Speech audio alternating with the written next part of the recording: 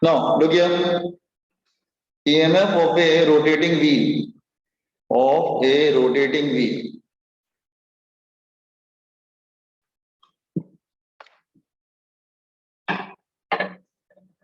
Rotating wheel.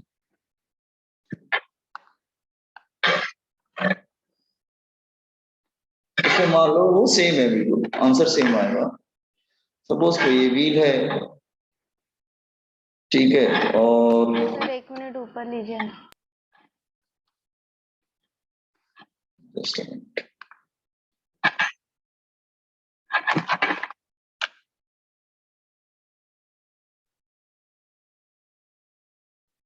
Done sir.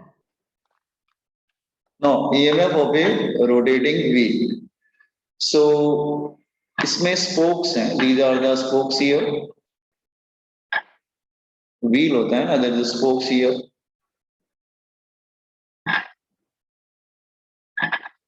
तो देखो ये व्हील है, तो व्हील में क्या होता है कि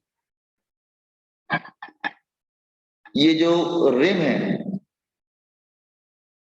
ये तो रिंग की तरह है, और ये जो स्पोक्स हैं वो रॉड की तरह है, ठीक है। तो रिंग का ईएमएफ तो 0 होता है, और रॉड का ईएमएफ क्या होता है, दैट इज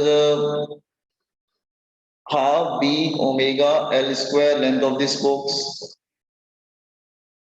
ठीक है। Let's say N is number of spokes, लेकिन कोई फर्क नहीं पड़ता because they are in parallel. तो हमारा जो डिस्क की तरह था वैसे ही आ जाएगा। All the rods are in parallel, all the rods are in parallel. Ring का तो कुछ बनेगा ही नहीं।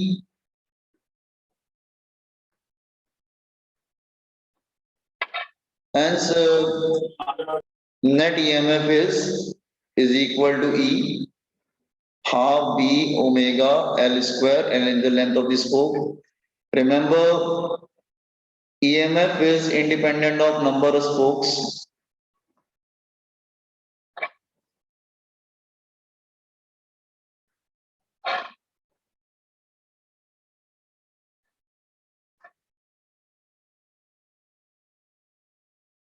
Open this one. छोटे छोटे फॉर्मूले याद रखना तुम लोग, ठीक है।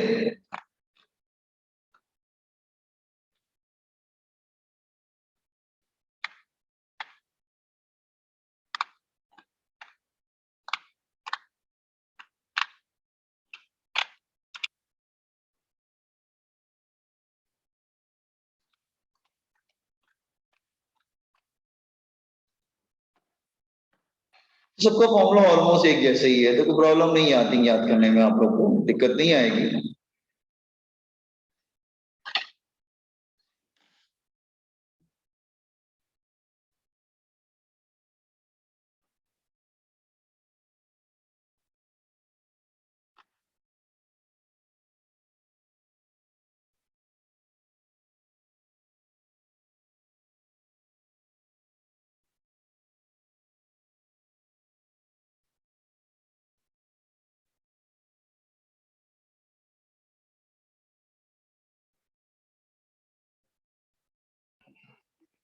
हो गया? यस अच्छा सर 2 मिनट।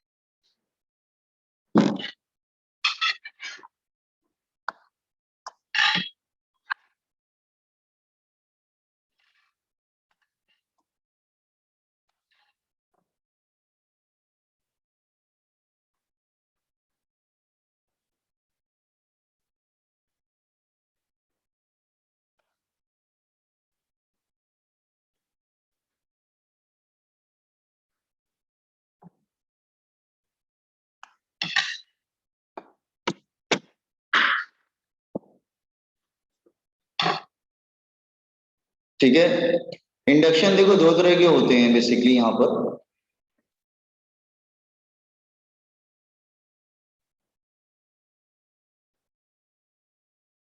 एक होता है सेल्फ इंडक्शन,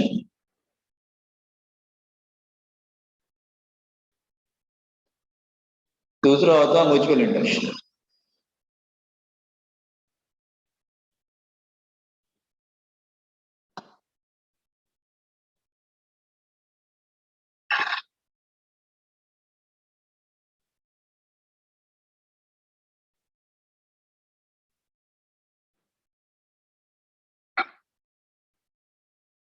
मैंने क्या बोला? These are the momentary things. Got it? ये बात समझ में आया सबको? Yes, sir. Yes, sir. कॉपट on this one. Just see, Faraday ने ये सब बातें जब स्टार्टिंग में की थी, वो सिर्फ 1 सेकंड की बात करता था, जब करंट बढ़ रहा है, कम हो रहा है, मैग्नेट को मूव कर रहे हैं। तो किसी साइंटिस्ट ने बोला कि what is the use of this fraction of second के लिए आप कुछ करंट प्रोड्यूस करो, उसका यूज क्या है? Now whole of the electricity जो आज प्रोडक्शन है, that is based on this one. Okay, remember this is called back EMF. I hope everybody understood what is back EMF. Heading लिख लेना, back EMF.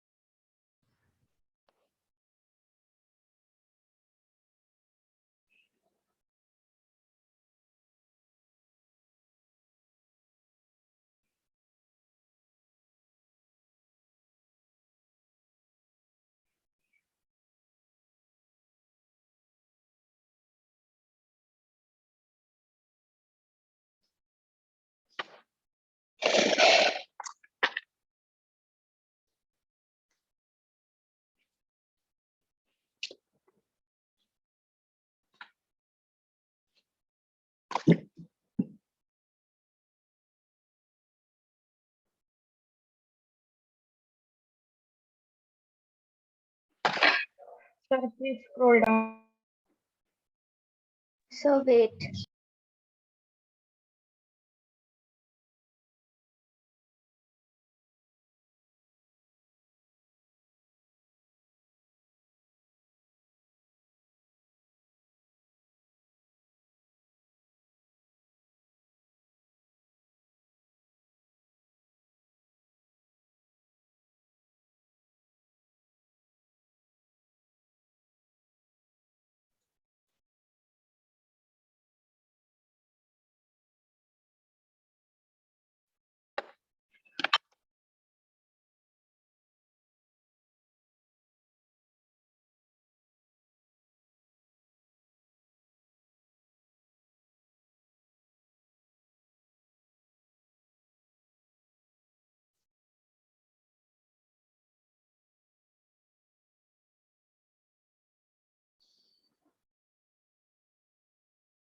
Done, sir.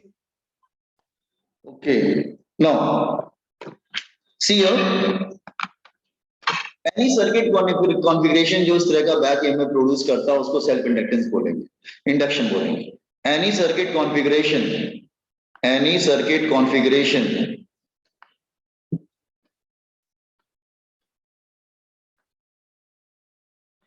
producing back EMF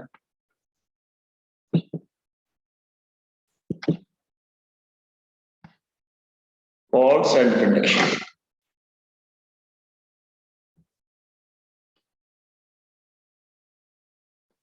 अच्छा, now see here steps देखो जरा, steps क्या है? जैसे ये steps ये हैं कि इसमें कॉइल में करंट चेंज हो रहा है,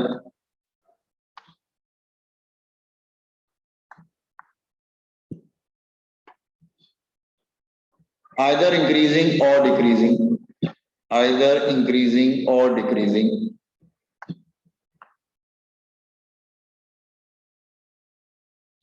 कॉल चेंज होने से मैग्नेटिक फील्ड चेंज होती है, magnetic field in the call changes, उसकी वजह से फ्लक्स चेंज होता है, flux in the call changes. इसका मतलब जो फ्लक्स चेंज हो रहा है बेसिकली मैग्नेटिक फील्ड की वजह से चेंज हो रहा है, और मैग्नेटिक फील्ड चेंज हो रहा है बिकॉज ऑफ करंट की वजह से चेंज हो रहा है. इसका मतलब you can link first and the third step, that is flux is proportional to current. इसका मतलब यही हुआ ना कि फ्लक्स जो है उसकी वजह से ईएमएफ इंड्यूस हो रहा है, ईएमएफ इंड्यूस्ड.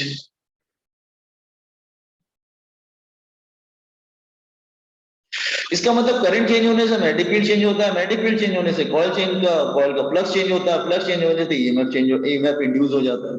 इसका मतलब flux is proportional to what? Current. Is it clear?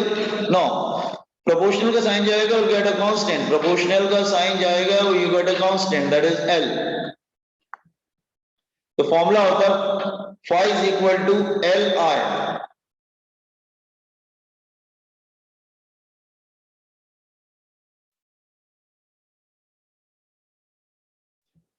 Phi is equal to Li, where L is constant or proportionally called self-inductance. Self-inductance या इसको इंडक्टेंस बोलेंगे तो भी चलेगा. Is it clear? You can say it's a self-inductance.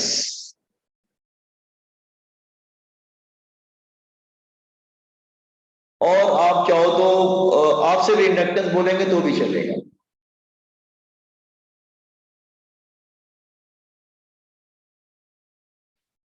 या कुछ books में इसको कुछ और नाम से, और हाँ कुछ बुक्स में इसको ऐसे भी नाम से बुलाते हैं, और coefficient of self induction, coefficient of self induction.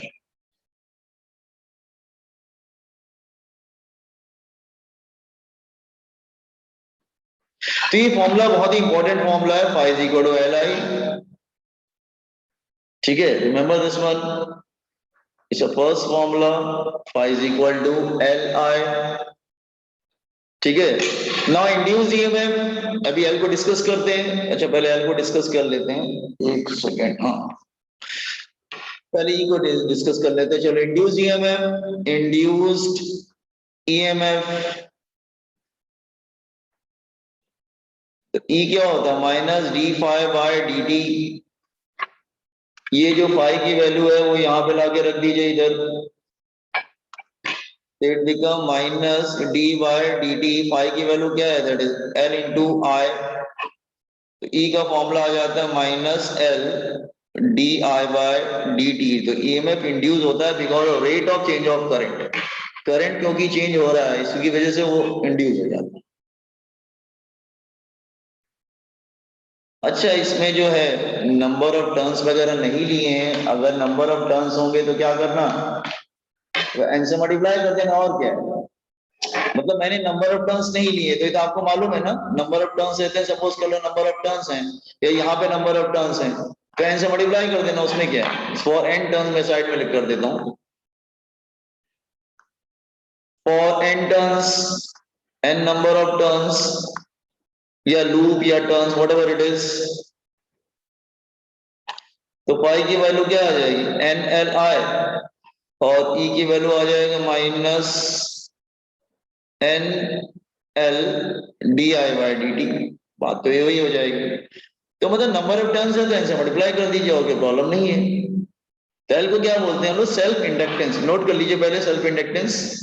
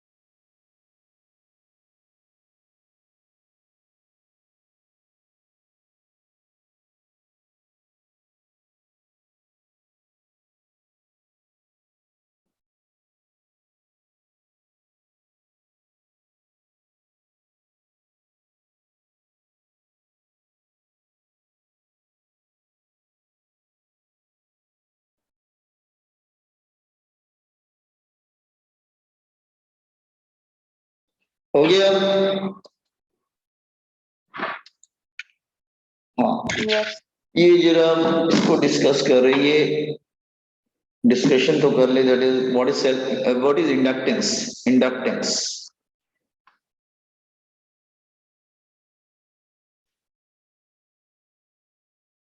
इसको जरा डिस्कस कर ले। हाँ, इंडक्टेंस का जो सिंबल होता है वो, हाँ, दैट इज जो होता है वो इस तरह का होता है, लाइक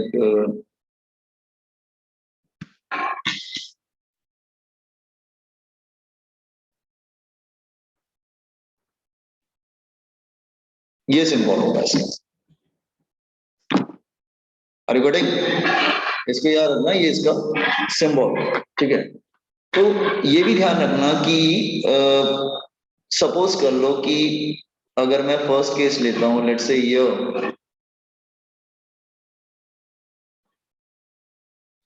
ये inductor, suppose current is increasing. अगर करंट यहां पे, एक सेकेंड, सपोज अगर करंट यहां पे इंक्रीज कर रहा है, if current is increasing,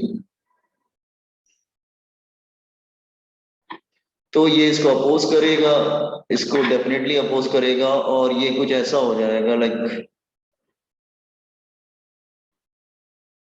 minus L D I by D T. लेकिन अगर करंट डिक्रीज कर रहा हो,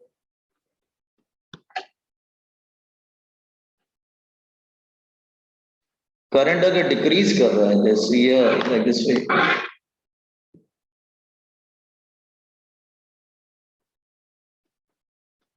तो फिर वो सपोर्ट में उतर जाएगा।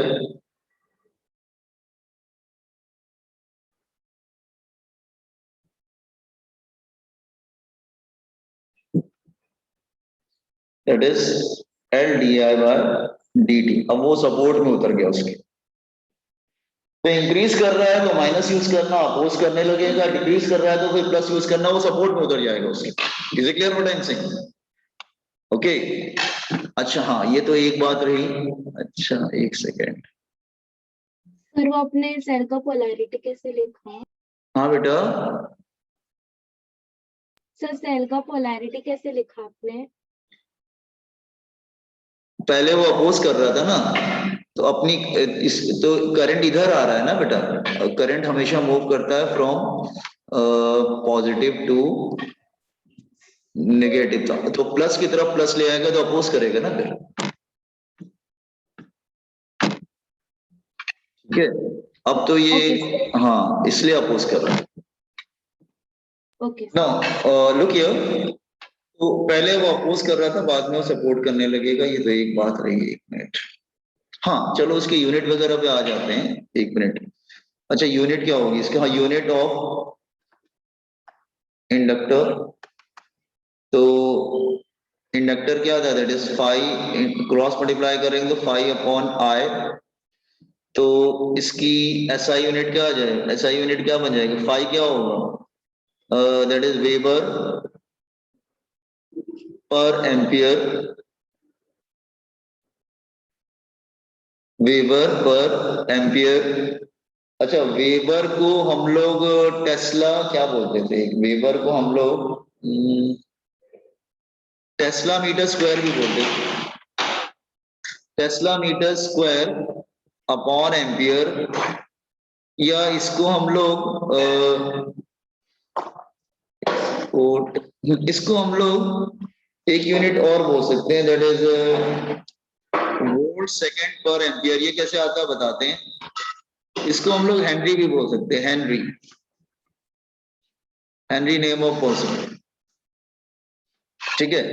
और अगर ये थर्ड वाली कैसे आती है बताते हैं, और इसका डायमेंशन निकालना हो तो dimension of pi upon dimension of I, तो हमने लास्ट लेक्चर में पाई का डायमेंशन निकाला था शायद, m1l2 क्या था, m1l2 t-2 i-1 ना अपॉन आई, तो पूरा क्या आ जाएगा, m1l2 t-2 i-2 1222, याद रखना। Is it clear, comment on this one also।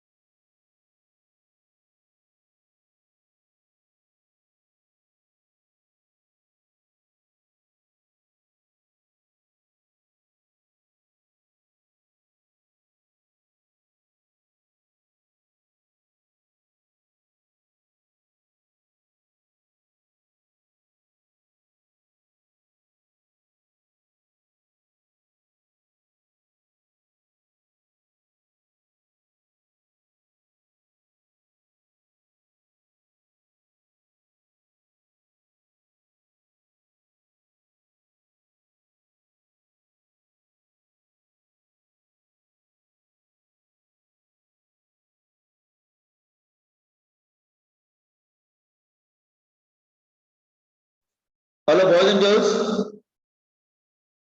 Hello, Yes, sir.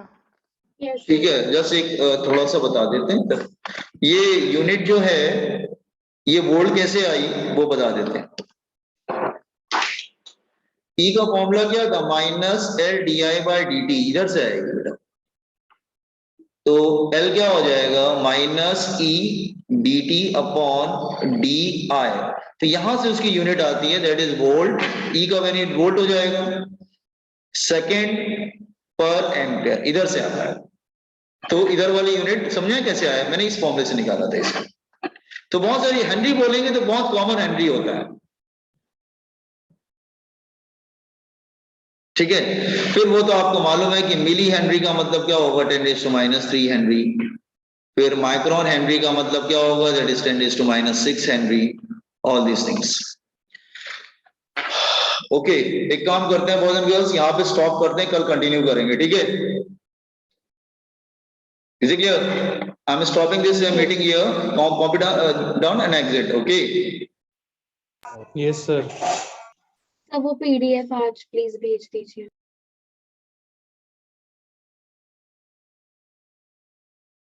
Sure मैं भेजता हूँ पीडीएफ ग्रुप में भेज देता हूँ. ठीक है. ओके. ठीक है.